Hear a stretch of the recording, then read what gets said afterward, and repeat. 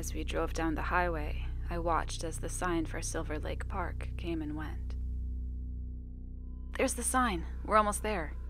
Georgia yelled, already starting to collect her items and put them back into her backpack. She'd been urging all of us to plan a weekend camping trip for months, and after some pleading and convincing, we caved. Georgia had always been the outdoorsy type. Having grown up out in the country, she was always gardening and camping and fishing. But after moving to the city for school, those activities were a little less accessible. She'd always told us stories of her and her family going camping, walking the trails, having campfires, swimming and fishing in the lakes, and seeing all kinds of wild animals. I always thought it sounded fun. I'd done some hiking and went camping once when I was little with my dad and brother, and I enjoyed it, but it had been a while since. A couple of the other girls weren't as enthused. Haley and Mel were more or less indifferent. They'd never done anything like that before, but seemed relatively interested to try. Laura, on the other hand, couldn't be less interested. She hated bugs, thought dirt was disgusting, and became an absolute menace if she had to go more than a day without showering. I don't mean to fall on stereotypes, but she fit the ticket when it came to your typical high-maintenance, big city-raised girl. She was confident, demanding, and dramatic. But despite her nose being too high in the air sometimes, she was an incredible friend. So incredible that in seeing how excited Georgia was about the trip, even though the thought of having to sleep in a tent made her nauseous, she agreed to come with us on the trip. It was about a 2-hour drive from the city to the park we'd booked our campsite at. Being students, I was the only one with a car, so naturally this left the driving to me. Georgia was in the passenger seat, yapping on about all the fun things ahead of us on our 3-day excursion. Throughout the drive, I would catch the eye of Mel or Haley in the rearview mirror, and we'd give a little smile at each other, shaking our heads in amusement at Georgia's enthusiastic ramblings. Laura was pretty quiet during the drive, but we could tell she was really trying to be excited. Finally, we turned into the small parking lot. We all stumbled out of the car, stretching our legs and gathering our packs. I volunteered to carry the tent with Georgia, since it was a large and cumbersome bag. We ended up getting one of those big 6-person tents. Mel grabbed the cooking supplies, Haley carried the cooler with all of our drinks, and Laura was left to carry the food itself. Once everyone was situated with their gear and camping supplies, we locked up the car and made our way to the entrance to the trails. There were 5 campsites in this area. We were booked in at Pine Flats, about a 30-minute hike in from the parking lot. We double-checked we had everything and entered into the shaded trail. There was a main trail that began at the parking lot that eventually branched off to lead to each campsite. The trails were well kept, but relatively narrow, so we had to hike in a single-file line. Georgia led, obviously. Then it was me, then Mel, then Haley, and Laura at the end. We chatted and played music as we navigated the trails to our campsite. About 20 minutes in, we started hearing some complaints from the back of the line.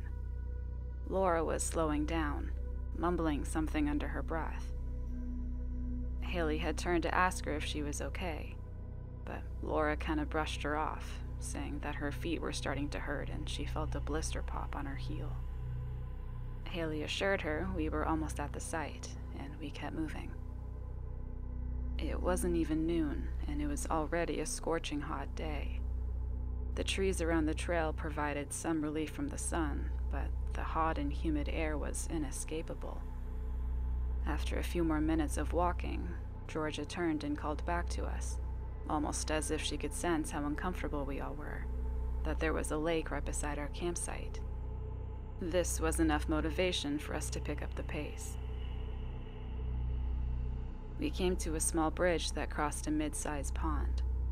As we reached the other side, we heard some rustling in the brush beside us. I glanced over, expecting to see a rabbit or even a deer, but instead, I saw Laura climbing down the bank towards the pond. I stopped, effectively halting Mel and Haley as well. "Laura, what are you doing?" I called out to her. "My feet are on fire, and this stupid blister popped. It's bleeding a bit and hurts like a bitch. I'm just gonna rinse them in the pond super quick and cool them off," she yelled back. Georgia quickly squeezed past me on the trail, approaching the bank. "Laura, I wouldn't do that. Stagnant pond water's really gross. There could be a lot of bacteria and stuff in there. We're close to the campsite. Just wait like 5 more minutes and we can all go swimming in the lake," she said. "I'll be like 2 seconds. Plus, this water looks like crystal clear," Laura said back. I peered over the bank and realized she was right. I don't think I've ever seen a pond so clear. Although, there was an almost orange tinge to the water. "You guys keep walking, I'll catch up," she said. All right, don't be too long," Georgia stuttered. We continued walking. Shortly after, we reached the campsite and began getting our things set up while we waited for Laura. Georgia and I were on tent duty, and Mel and Haley were getting the cooking supplies organized. Eventually, Laura came waltzing into camp, and we all got changed to go swimming. The rest of the day was actually really fun. We swam for most of the afternoon and did some sun tanning on the little sand beach. We finished setting up camp and snacked on some jerky and trail mix. Once the sun started to set, we began making a fire to cook dinner, a gourmet meal of hot dogs and corn on the cob. We were all buzzing around the fire, getting food and drinks and talking about what we wanted to do the next day. We noticed Laura was being really quiet, kind of staring blankly into the fire. "Laura, you good?" Mel asked. "Yeah, I'm fine. I'm just really tired," she said lazily, without looking up from the fire. "Okay, well, let us know if we can get you anything," Georgia added. Laura nodded her head. The rest of us continued on drinking and talking. A couple hours later, we thought it would be fun to go night swimming at the lake. We all got changed and asked Laura if she wanted to join us. "No, I'm gonna go to bed," Laura said, rather flatly. As she said this, she stood up and turned to face us more. Honestly, I was a little taken aback. Maybe it was just the shadow from the fire, but she looked pale and almost gaunt. "Shit, Laura, are you sure you're okay?" I asked. "Yes, Sophia, I'm fine. I'm just tired, okay?" She snapped back. She had a strange sharpness in her eyes. Okay. Well, we'll be at the lake if you need anything," I replied, cautiously. Laura didn't say anything and just turned and walked towards the tent. We all looked at each other, concerned, but thought it best that we just give her space. She could be a bit of a diva sometimes, but rarely would she snap at us like that.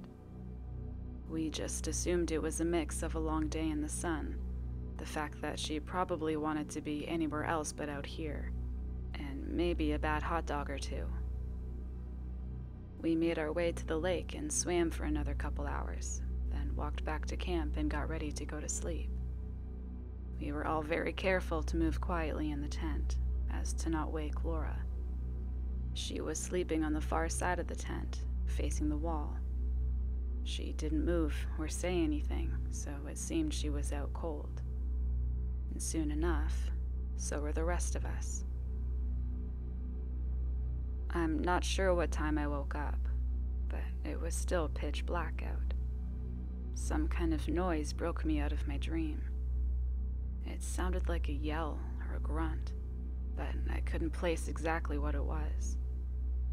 I sat up on my elbows and squinted around the tent, trying to get my eyes to adjust.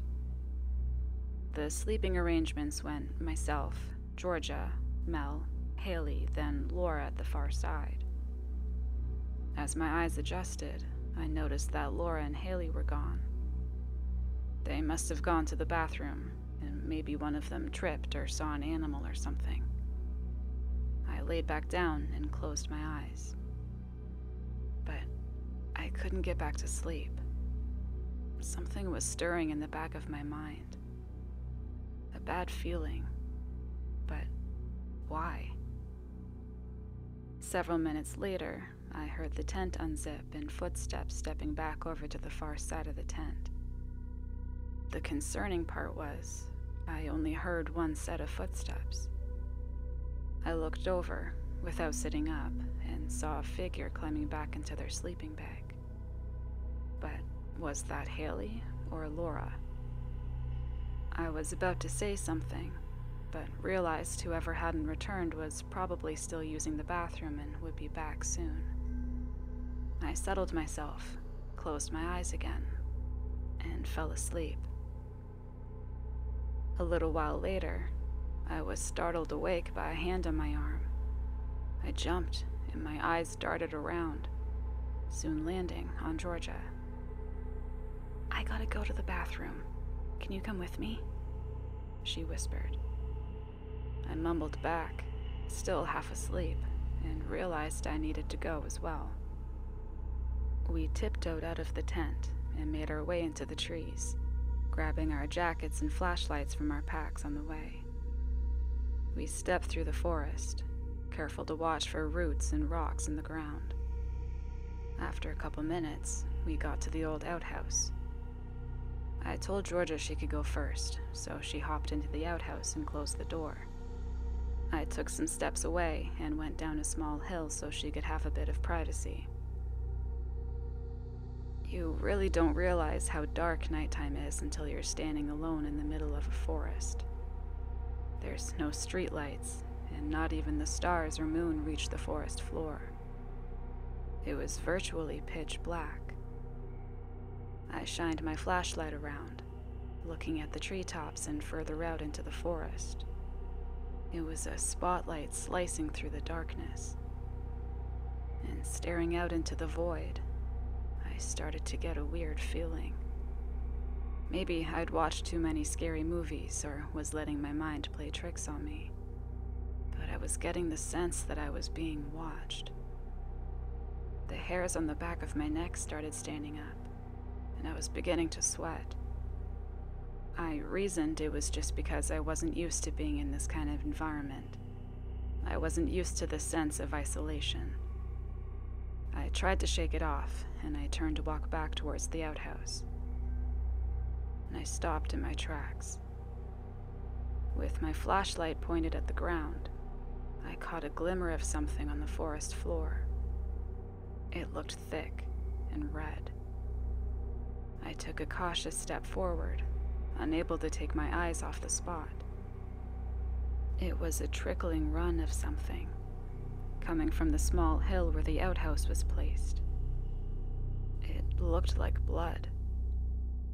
My heart rate picked up. Why would there be blood? I scanned the surrounding area with my flashlight and noticed the trail growing larger as I looked further up the slope to the outhouse. I slowly followed it, careful not to step in it. "Georgia?" I whispered hoarsely.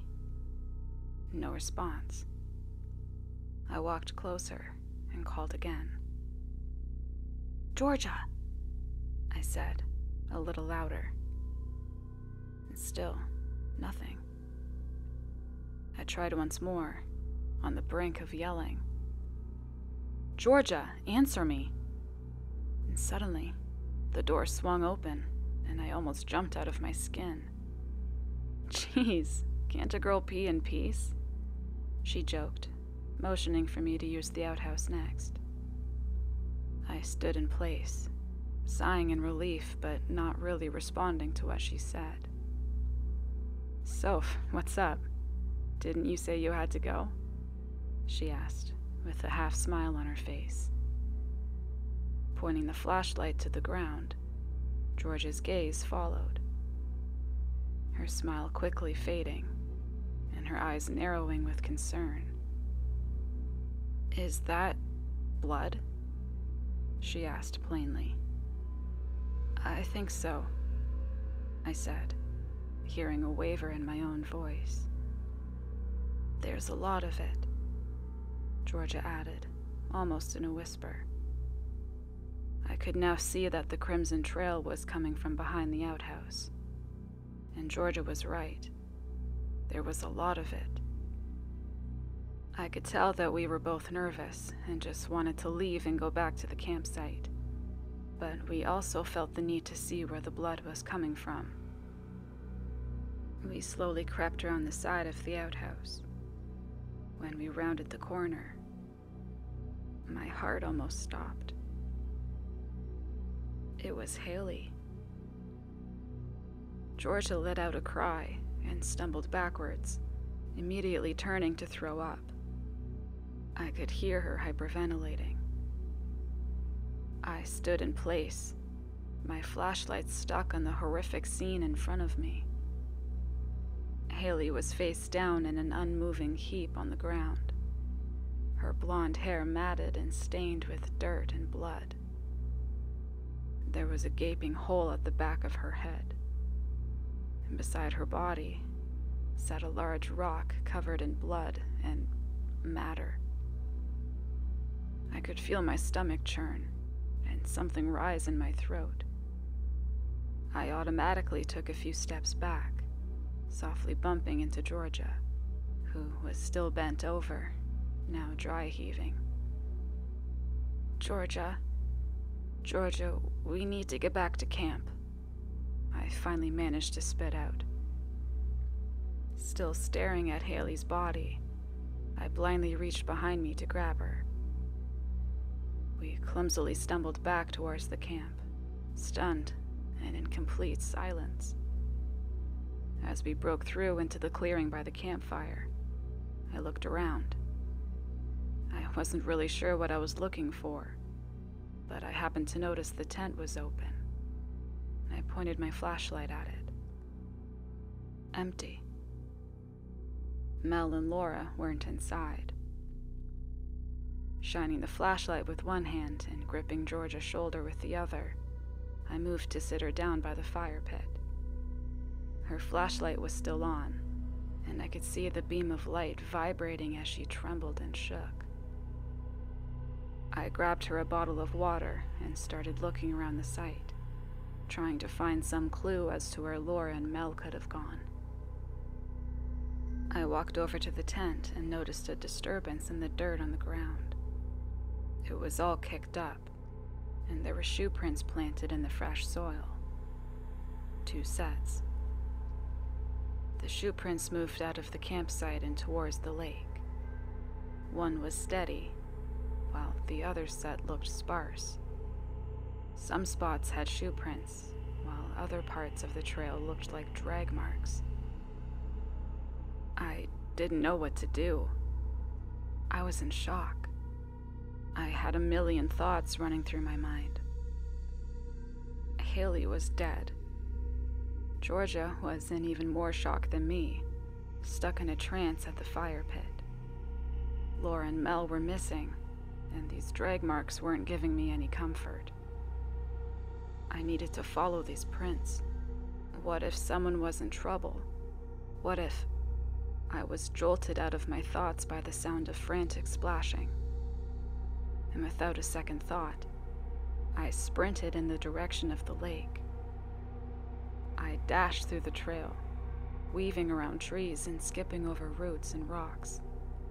And after a few minutes, I reached the crest of the trail before it sloped down to the water's edge, and paused.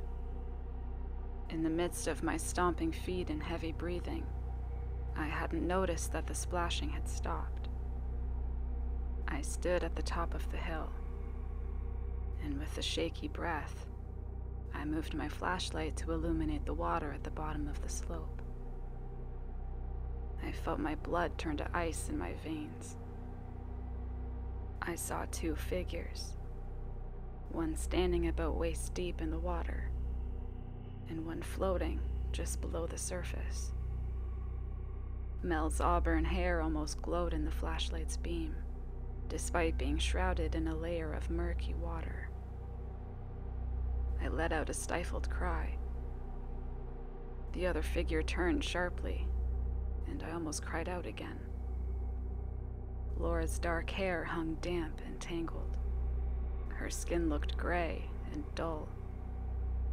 Her eyes met mine, and they shined like beacons, reflecting the light like a cat's eyes. Laura, oh my God. What did you do? What the fuck is wrong with you? I cried out. She let go of Mel's still body and slowly turned around, now fully facing me. I felt a cold fear spreading through my body. After a tense moment, she let out an ugly snarl and charged at me, her piercing eyes locked on me as she clawed through the water. I turned on my heel and took off back towards camp, hoping the water would slow her down. I had to get back to Georgia, and we had to find our way out of here, now. I ran as fast as I could, trying to ignore the burning sensation in my chest and the ringing in my ears. I could hear her charging up the hill, yelling and growling. I pushed on even harder. I burst into the clearing at camp and ran straight for Georgia. She was still sitting at the fire pit, nursing her bottle of water, but jumped to her feet when she saw the state I was in. "Georgia, turn off your flashlight and run," I yelled at her. "Where's Mel and Laura?" she questioned. "Mel's gone," I whimpered. "It's Laura." Thankfully, she didn't question me any further. I think she understood. She flicked off her light, as did I, and we sprinted into the forest. I could still hear Laura crashing through the trees, but it seemed we had some distance between her and us. We had to find a place to hide, or find our way back to the car. I tried spotting the trail markers, but it was so dark without the flashlights. We finally stumbled upon a pathway, so we were able to move a lot faster now. But I also realized that meant Laura would be moving faster too. After a few minutes of running, we hit a fork in the pathway. We stopped and looked at each other. Even in the pitch-black forest, I could see the tears streaming down George's face. I spun in circles, straining my eyes to see some sort of marker on the trees around us. Then I heard a faint whisper to my side. I whipped around and saw Georgia staring blankly at the ground. "This is all my fault, Soph. Haley and Mel are dead because of me. Laura's sick because of me. I dragged us all out here. This is all..." But I cut her off. "Georgia, stop it. No one knew anything like this would happen. I'm sorry, but we have to go, now," I urged. I took a hopeful guess of which path to take, and I pulled her along behind me. As we continued running, I suddenly became aware that I didn't hear Laura anymore. A wave of anxiety washed over me. Had she given up chasing us, or was she hiding somewhere? I didn't want to stop to find out.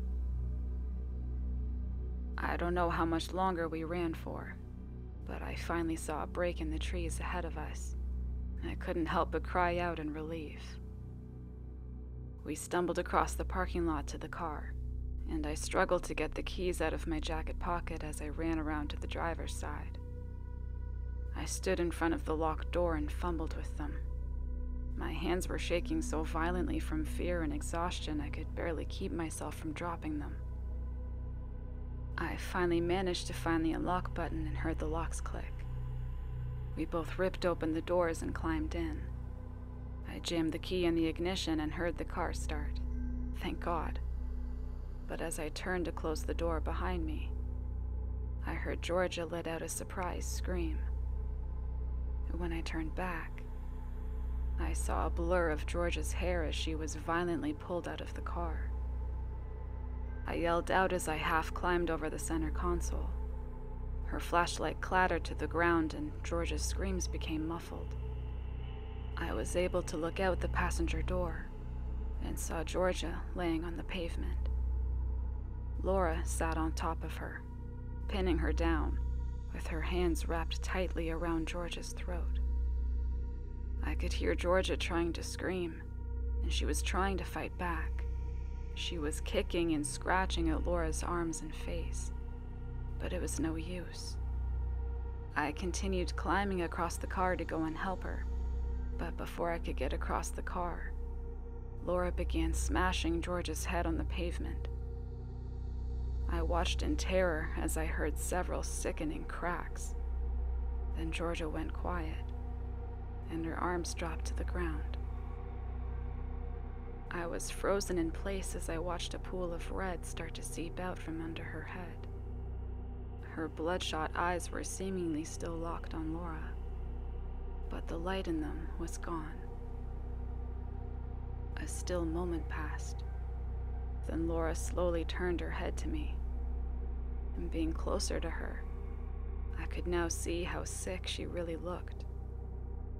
Her eyes were yellowed, and there was blood streaming down her cheeks like tears. Actually, I could see blood coming from her nose and her ears too. She was drooling, and her breath sounded difficult and rattled with every inhale. I barely recognized the girl I was looking at. I saw her body shift to move towards me, and that sent me back into motion. I jumped back in the driver's seat and threw the car in reverse. The car flew backwards, the open doors swinging wildly. Once I had the space in front of me, I jammed the car into drive and took off with the tires squealing. As I was leaving the parking lot, I looked in my rearview mirror. I saw George's body laying on the pavement, and Laura standing over her. She shot me one final glare, then turned and trudged back towards the forest. I sped down the road, not knowing what to do or where to go. I had no phone, no purse, no supplies, nothing. Just myself and the car. I eventually came across a diner, and they helped me call the police. It's now been a few days since all this happened. The police retrieved my items and recovered my friends' bodies. Thankfully, we were the only ones who booked a site in the area, so no one else was harmed. I'm back home now. I'm distraught, and I can't stop crying. The guilt of being here while my best friends aren't is eating me alive. I haven't slept in days, and I'm sure part of that is because of what I'd just been through. But really, it's because of something else. They still haven't found Laura.